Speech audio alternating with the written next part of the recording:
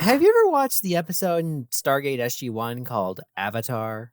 If you haven't, the plot is that the character Teal'c is hooked up to a virtual reality simulation. The idea is that he will help train a program that will be helped to use train future SG personnel. It's kind of like a video game, and at first Teal'c is having fun. But he finds the game's program has adapted to the point that he can't beat it, can't leave until he beats it, and with every in-game death, he is slowly dying in the real world. That's kind of how I felt playing Stargate Timekeepers. Okay, maybe not the dying in the real world bit, though we all are dying in a way. This video isn't going to be a review, though there will be elements of that in the later half, and it's not entirely all that well scripted. I do have one up, but I'm probably going to go off it a lot, because this is more of just a my experience kind of video. So what was my experience? Well, when I booted up the game, I found that since I did the demo, I could skip the first mission. Not really a good sign when I actively want to skip said mission. So the mission I skipped to was actually shown off a while ago. I believe it was the first reaction video I did for Stargate Timekeepers. As such, I had a general idea of what to do, but since I like a challenge, I decided to not go down the path that was shown. And the path I took, I had to climb up a tree and open a secret passage for a caravan. So I went through the level, and I won't lie, it was brutal. See, the thing about this game is that it's a stealth tactics game similar to Commandos or Shadow Tactics. In these games, stealth is everything. There's no real combat, I mean, kind of, but I'll get into that later. The idea with this game style is that you are supposed to make your way through the level, taking down enemies in a stealthy manner, and if you get caught, you're dead. I mean, you are effectively dead. In theory, you could kill or take down any of the guards who catch you, but once a guard sees you, every other guard in the vicinity is alerted. Which means you could have a swarm of guards coming down on you with very limited health, 3 shots and you are dead. Do keep in mind, I don't know if this is true for all stealth tactics game, as this is not a game style I am familiar with. Stargate Timekeepers is kind of my first experience with this. And with this game, I found the best option for when this happens is to just let them kill you and start over from the last save point. Especially when I found out I had been playing in the story mode, aka easy mode, and in higher modes they limit some of your ammo and gear. So yeah, if an encounter goes bad, I'd say just let them kill you and restart from the last save point to keep the gear. Also, hug that save button. It will be your best friend in this game. As if you die and don't save, you could be sent back quite a bit. Or in my case, I completed an encounter, got through a cutscene, walked forward, got spotted and killed, only to be sent back to the encounter and have to go back through that cutscene again. However, be careful not to save too recently. Why, you might ask? Watch to the end to see what I mean. Anyway, so I went through the level, I died a lot, but finally, after about an hour of hard work, I made it to the top of the tree. And I can't access the levers to open the passage. It was at this moment that he knew. He fucked up. Why couldn't I interact with the levers to open the passage, you might ask? Well, as it turns out, I'm an idiot. There was this area at the start that I assumed was part of an alternate path to take, the one showing the reaction. Turns out, no. This is a general area I had to clear and didn't. So the only way I could progress was to climb back down the tree, make my way through the Jaffa camp, which was a pain to get into, go all the way back to the guards there, just to climb back up all the tree through the camp again. I was so mad. I was furious. But I took a deep breath and remembered this one was on me. The objective was right there on screen, and I just got tunnel vision about getting to the tree. So I made a note to always do what the objectives say. Are you sure about that? So I restarted the level and began again, and you know what? I started to have fun. And the first playthrough, I was not enjoying myself. But I took all the mistakes I learned and applied them to the second playthrough, and I found myself enjoying the game. I was able to problem solve and make my way through, and if I died, it felt fair. Again, I was actually getting into it, and when I got past the tree, I found the next set of encounters not easy, but manageable. A fair challenge, if you will. I'd love to show you all this, but the game crashed and corrupted my footage of the second playthrough, which won't be the only time this happens. But anyway, I finished mission 2, on to mission 3. And using the skills I learned in the second mission, I walked with my head held high and I died immediately. This one was a slog to get through. More than the first one, or second one? Point is, it was tough. Really, really dang tough. The context for this mission is that you are sneaking into a Jaffa camp to rescue kids and possibly babies from being burned alive. Okay, yeah, let's go.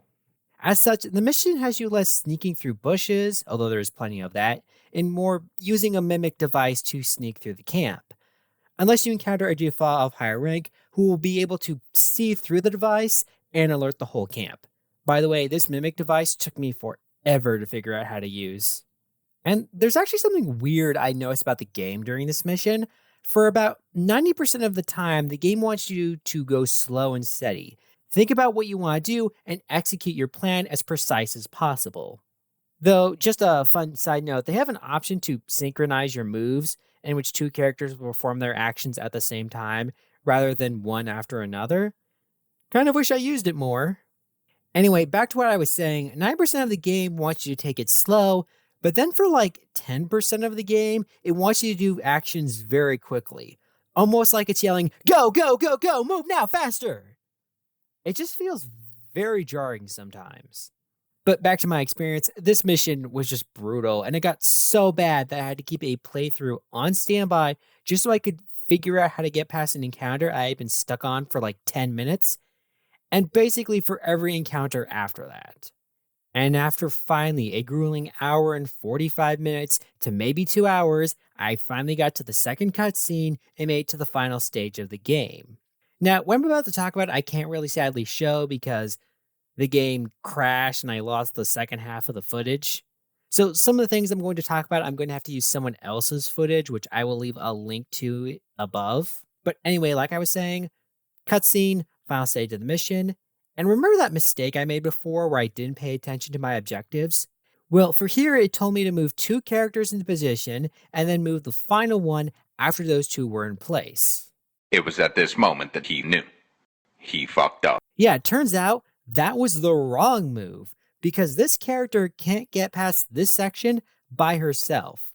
I need to use the mimic device to distract the guards, get her through, and then move him into position.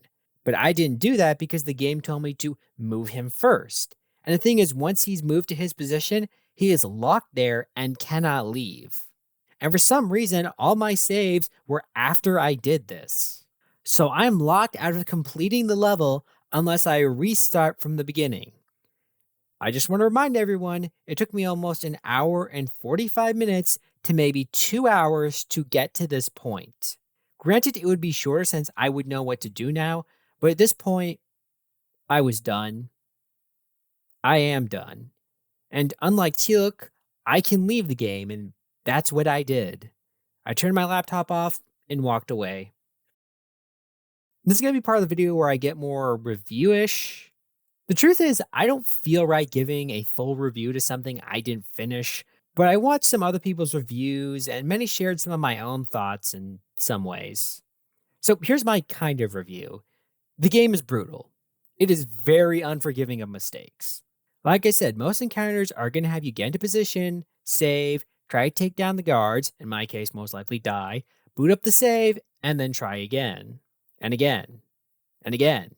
And you get the picture. On top of that, the game feels very linear. Now, there's nothing wrong with linear games, but when I mean linear, I don't mean like, oh, well, you have to go through this path. I mean, you have to go through these specific steps, like these specific footprints. Just for an example, in the second mission, it might give you multiple paths, but no matter what path it takes, it feels like you have to perform very specific actions to complete it. And if you don't do these very specific actions to the letter, you will die. It feels like you're almost punished in a way for trying to experiment and do more creative moves. There's a specific way to clear out an area, and the game wants you to do it that way. And I think what makes me mad about this is just the near instant death if you get caught. Now, I'll admit, I've never played a stealth tactics game before, and I was going to chalk this up to just my own inexperience.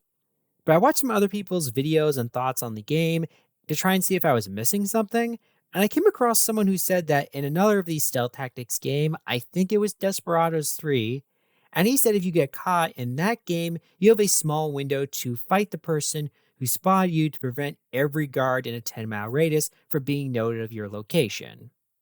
Okay, maybe 10 miles is a bit of a stretch, but yeah, timekeepers, if one guard spots you, it seems like every other guard in the area becomes aware of your presence. And sometimes it makes sense, and other times it doesn't. I really don't want to get into I wish this game was like this game, since a lot of SG fans wish we got a game like Alliance, Worlds, or Resistance. And personally, while I agree with that, I also think it's kind of unfair in a way, as it doesn't really change the game we have now. But if I could indulge a little into this, I wish we got a more XCOM like game. We set up a squad in an SG base and send them out through the gate to battle with Jaffa forces. Actually, on that note, I saw people point that out. Despite this being a Stargate game set in the Stargate universe, most of the characters being part of Stargate Command, you never go through a Stargate. I do want to say some positive things, since at some point I did have fun during this game. I like the art style. This really looks like things we could have seen in the shows if they didn't keep going to all the planets that look like Canada. I thought the game ran pretty well, though I did see some people talk about how there were some bugs in the game. I did encounter a few of these characters not following commands, and a weird instance in which a guard on the other side of the map noticed me. But to be honest, these were few and far between. Something else I like is I think the developer of this game, Slytherin, has handled this game pretty well. I've seen a lot of people call them cheap or accuse them of being like very low budget, which may or may not be true. But remember, they delayed the launch of this game just to get it right.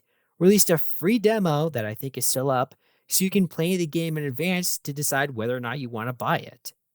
And the game currently has 7 chapters, with 7 more to be released later this year for no additional cost. Yeah, if you paid the $30, you don't have to pay an extra to get the rest of the game later. How many times have we seen big publishers release unfinished games and then want us to hand over $30 to $60 for DLC? And what else was there? There was something. Wait, can I?